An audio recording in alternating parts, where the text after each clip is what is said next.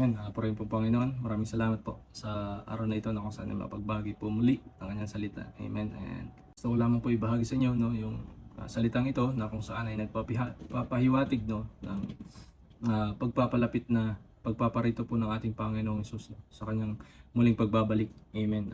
Dito po matatagpuan no, sa Mateo chapter 24 verse 3 to 14. Amen. Babasahin ko po sa inyo. Amen. Noon si Jesus ay nasa bundok ng mga Olibo habang siya ay nakaupo roon. Palihim siyang tinanong ng kanyang mga alagad, "Kailan po ba mangyayari ang mga sinasabi ninyo? Ano po ba ang magiging palatandaan ng inyong muling pagparito at ng katapusan ng mundo?" Sumagot si Jesus, "Mag-ingat kayo upang hindi kayo mailigaw ni numan. Maraming paparito sa pangalan ko at magpapanggap na sila ang Kristo. At marami silang maililigaw. Makakarinig kayo ng mga labanan at makakabalita ng mga digmaan sa iba't ibang dako. Ngunit huwag kayong mababahala dahil talagang mangyayari ang mga iyon. Bagamat hindi pa iyon ang katapusan ng mundo. Maglalaban-laban ang mga bansa at gayon din ang mga kaharian. Magkakaroon ng tagutom at lilindol sa maraming lugar. Ang lahat ng mga ito'y pasimula pa lamang ng mga paghihirap na tulad ng isang babaeng nanganganak." And 9, sabi dito, "Sa mga panahong iyon, kapuputan kayong lahat dahil sa inyong pagsunod sa akin. Isasakdal kayo upang pahirapan at patayin. At dahil dito'y marami ang tatalikod sa kanilang pananampalataya at mapupuot sila at magtataksil sa isa't isa. Marami ang magpapanggap na propeta at ililigaw ang mga tao. Ang kasama ay lalaganap, kaya't manlalamig ang pag-ibig ng marami. Ngunit ang mananatiling tapat hanggang wakas, ang siyang maliligtas." Amen. And last, 14, "Ipangaral sa buong sanlibutan ang magandang balita tungkol sa paghahari ng Diyos, upang ang lahat ng bansa ay makarinig nito, at kung maganap na ito, darating na ang katapusan." Amen. Ito ay 2,000 years ago no, na sinabi ng ating Panginoong Hesus. Amen. Nung siya ay nagsisimula ng mag-ministry. Amen. At maghahayag ng salita ng Diyos. Dito no, napaklaro no, yung mga nabanggit ng ating Panginoong Hesus na kung saan ay nangyayari ngayon sa ating mundo. Amen. Una, dito yung sabi niya sa 4, no? Mag-ingat kayo upang hindi kayong mailigaw ni numan. No? Maraming paparito sa pangalan ko at papanggap sila ang Kristo at marami silang maliligaw. No? Ito ay nangyayari no, sa ating mundo. Marami po tayong naririnig nito. No? Kahit sa Pilipinas, meron pong nagkiklaim na siya po yung Son of God. No? Even sa ibang bansa, napakarami. At yung iba namang mga religious group, no, kiniklaim nila na sila lang yung maliligtas, no, sila yung mga pinili ng Diyos, kaya dapat umanib kayo, no, dapat magpasakop kayo sa kanila. Marami din nagsasabi na sila yung unang mga mananampalataya, no, at yung ibang mga Kristiyano ay tinatawag nilang sulpot. No. Yun po yung kanilang ang pagkasabi, no, at pero makikita po natin no, ayon sa salita ng Diyos na kung saan ang tunay na mga pinili or nakakilala sa Panginoon, nakita po sa bunga, no, nakita po sa pamumuhay, nakita po sa kung paano po binago ng Panginoon, bakit binago ng salita ng Diyos. Amen. Kaya napaka-importante po yung salita ng Diyos no, na ating basahin no, para ating maunawaan mga kapatid, na kung saan ay hindi po tayo mailigaw ng kanino man, ng sino man. No? Dahil sa panahong ito, marami pong mga tao no, na ginagawa lang po nila ito dahil po sa kanilang sariling ambisyon, no, na yumaman or magkaroon ng power, ng kapangyarihan, no, para sila po ay makaupo no, or makamtan nila yung kanilang ninanais. No. At yun po ay hindi po naayon po sa ating salita, sa salita ng Diyos, dahil po yung turo ng ating Panginoon ay kung saan yung ating Panginoong Hesus lamang po yung makapagliligtas sa atin, at kung sino man no yung tumanggap, no, i-surrender niya ang kanyang buhay, no, sa ating Panginoon, i-confess niya yung kanyang kasalanan, no, ng buong puso, no, siya ay maliligtas, no. Hindi po yung relihiyon, hindi po yung kanino mang sekta or sino mang leader, no, yung makapagliligtas, no, kundi yung ating Panginoong Hesus lang. Sabi niya doon sa Matthew 24:14, no, sa John 14:6, no, na I am the way, the truth, and the life. No one comes to the Father except through me. No, yan po ay napakaklarong salita ng Diyos na mismo po yung ating Panginoong Hesus yung pong sasabi, no. At doon po, no, napaka-importante yung pagbabasa talaga ng salita ng Diyos. Kaya mag-ingat po tayo, kagaya po niya, no, sa mga naghayag po ng maling salita ng Diyos, or mga religious group, no, na hindi po naayon sa salita ng Diyos. Ang palaging inano po nila is pinagbabawal po nilang yung mga tao ay magbasa ng salita ng Diyos, or meron po silang mga libro na sarili nila, no, na kung saan ay nandyan naka-edit na, no, edited na, nababawasan na, or may mga dinadagdag na sila, no, na kung saan ay pag binasa nito ng mga tao, sila ay maniwala, sila ay talagang susunod, no, dahil hindi nila alam na yun pala ay patibong, no, ng mga nagtuturo ng maling katuruan. Amen. Kaya napaka-importante, no, yung pagbabasa, yung pakikinig, at yung buong puso na pananalangin sa ating Panginoon.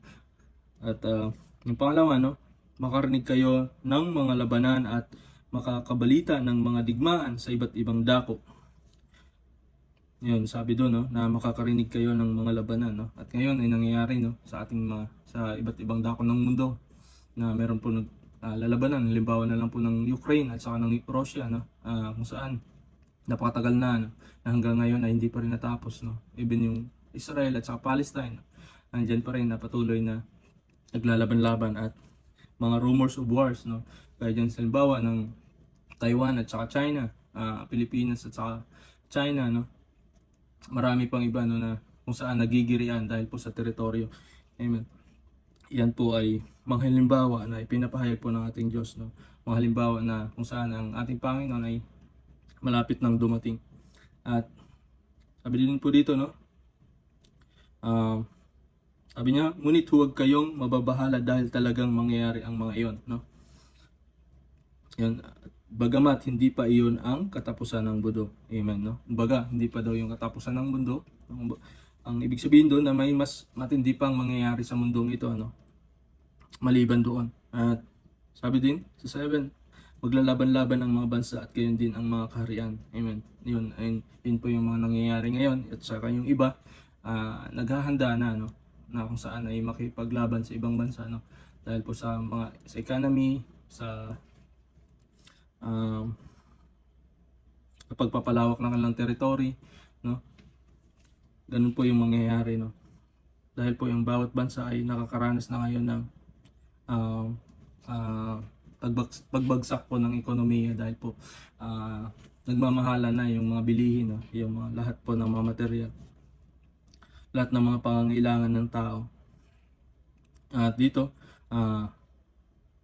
sabi din sa 8, no, inulit-ulit ng Panginoon, ang lahat ng mga ito'y pasimula pa lamang ng mga paghihirap na tulad ng isang babaeng nanganganak, no. Ang kinumpare ng Panginoong Hesus na nakatulad ng isang babaeng manganganak. Na kung imagine po natin yung isang babae, yung ating ina na nanganganak, no, napakahirap na kung ikwento po nila, no, grabe po yung kanilang naranasan. Kahit nga lang po yung pagbubuntis pa lang, no, na makikita mo na talaga yung hapde, yung sakit na kanilang nararamdaman, no. Paminsan yung iba talagang sobrang umiiyak na, no. At yung lalo na yung pagpapanganak, no, yung pag-iiri ng bata, no, talagang grabe yung buwis buhay, no. At ganun po yung mangyayari, no, ganun yung mararanasan ng bawat tao. Kagaya po, no, sa nangyayari sa Syria, no, na kung saan ay nung na-conquer po, no, ng mga terrorists, no, yung kanilang bansa, at naagaw po nila, no.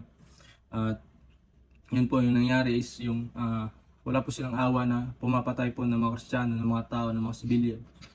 Yun po yung nangyayari sa mundong ito, no. Kung saan ay marami po yung ang mga nangyayari sa ating mundo ngayon. At kung makikita po natin yung mga tao na pinapatay, no, makita mo po yun na talagang napaka sakit na tignan, napaka-hapdi na kanilang nararanasan. Yung persecution napakatindi, even naman po sa mga Kristiyano na naghayag ng salita ng Diyos, ay grabe yung pag-persecute sa kanila, no. At ganun po yung nangyayari ngayon sa ating mundo. Amen. At sabi dito sa 9, sa mga panahong iyon, kapuputan kayong lahat dahil sa inyong pagsunod sa akin. Isasakdal kayo upang pahirapan at patayin. Yun, ganun po yung nangyayari. Kung makita po natin sa mga naghahayag, no, ng salita ng Diyos sa iba't ibang bansa, makita po natin na marami po yung pinipersecute, pinapatay, no, pinapahirapan, pinapalo, binabato, no, kung ano na lang po yung gagawin nila, no, dahil sila ay galit, dahil nga ay na-expose yung kanilang kasalanan, ayaw nila na may magsabi sa kanila ng kanilang kamalian, no, at sila ay nagagalit. Even man po sa mga religious na mali yung katuruan sa kanila, pag sila po ay nakarinig, sila po ay galit na galit, no? Sila po ay naiinis, no, dun sa mga naghahayag ng salita ng Diyos, no? Na ayon sa Biblia. Yun po yung nangyayari ngayon, no? And kahit ganun pa man, no, patuloy pa rin yung pagpapadala ng Panginoon ng mga manggagawa, ng mga taong naghahayag ng salita ng Diyos, dahil yung pag-ibig niya nasa sa atin pa rin. Yung pag-ibig niya ay nasa mga tao pa rin na walang pagkilala sa Panginoon, dahil alam ng Diyos na sa kanyang pagbabalik, no, matinding parusa, matinding sakit yung daranasin ng bawat tao na hindi po sasampalataya, hindi po babalik loob sa ating Panginoon. Kaya ang Panginoon ay nandiyan pa rin yung kanyang desire, no, yung kanyang heart na marami po yung makakilala, marami po yung makapasok dun sa kanyang pinangakong buhay na walang hanggan. Amen. At dito, no, dahil nga po sa kahirapan, no, sa mga persecution na nangyayari, sabi dito sa 10, no, at dahil dito ay marami ang tatalikod sa kanilang pananampalataya, mapupuot sila at magtataksil sa isa't isa. Yon, no, tatalikod sila, no, yung maraming mananampalataya, no, dahil hindi nila makakaya yung mga nangyayari sa mundo, no. Hindi sila makatiis, no, sa mga pangyayari, sa mga pahirap ng mundong ito, ng mga tao, no, na kinakalaban sila dahil sa kanilang pananampalataya. At ngayon ay nakikita po natin na marami pong tao mananampalataya yung tumitalikod, at hindi lang, at makita rin po natin na mas lalo pa yung inuuna yung makamundong bagay, no, yung mga bagay dito sa lupa, no, para lang makamtan kung ano yung kanilang nais, no, yung matupad yung kanilang pangarap, no. Pero kung babasahin natin yung salita ng Diyos at buong puso po tayong sumunod sa Kanya, no, nandyan po yung pangako ng Diyos, no, nandyan po yung kanyang pagtupad sa kanyang mga promesa, na pag unahin po natin yung salita ng Diyos, yung kalooban ng Diyos, no, ibibigay niya, no, ipoprovide niya yung ating mga pangangailangan. Sometimes kasi, no, kahit hindi natin pangangailangan, no, ay binibili natin, no, or inaabot natin, no, na hindi yun yung mga necessity, no, or mga pangangailangan natin sa araw-araw, or kaya yung halimbawa yung sa mga bagay na kung saan yung ibinibless tayo ng Panginoon, pero yung hinihingi natin masigit pa doon, no, na kung saan ay hindi yun naaayon sa salita ng Diyos, no? Hindi yun naaayon sa plano ng Diyos, no? Kaya paminsan na marami yung tumatalikod, no, lalo sa panahong ito, no, kasi sa isip nila na hindi na susunod yung kanilang gusto, yung kanilang layaw, no, layaw ng kanilang laman. Amen. Hindi na sila lumalapit sa Panginoon, tumatalikod na sila, kinakalimutan nila yung pagsamba, pananampalataya, no, yung pagbabasa ng salita ng Diyos, no. Kumbaga na-disappoint sila kasi hindi nasunod yung kung ano yung kanilang layaw, no, ang kanilang laman, na kung saan ay hindi nila alam na yung mga bagay na yun ay temporary lang, no. Kaya pag isang mananampalataya na yung laman ng puso is yung makamundo pa rin, no, yung mga sasanlibutan pa rin ng mga bagay na kung saan ay mas inuuna or binibigyan ng importansya, no.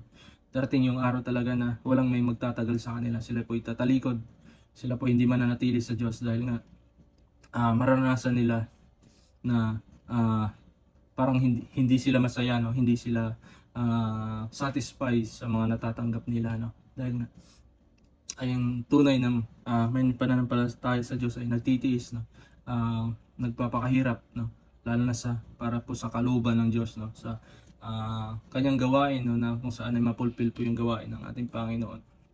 Kaya marami pong tatalikod, marami po yung manglalamig. Amen. At yun po ay nakita po natin sa mga panahong ito na yung iba kahit sa araw ng linggo, no, sa araw ng pagsamba, wala ng oras, no, dahil nandun nakikita mo sa mga online, social media, or nagbe-vlog or whatsoever, no, sa kanilang negosyo, no, inuuna nila kasi nakita nila na mas yung kanilang pangangailangan na is lalo pang mapoprovide kung bigyan nila, no, ng pansin yung kanilang mga negosyo, no. Amen. Kumbaga, parang nagsasayang sila ng oras, no, kung sila ay sasamba, no, sayang yung panahon, sayang yung araw, no, na kikitain pa nila. Amen. Yan po yung mga nangyayari ngayon sa mga mananampalataya.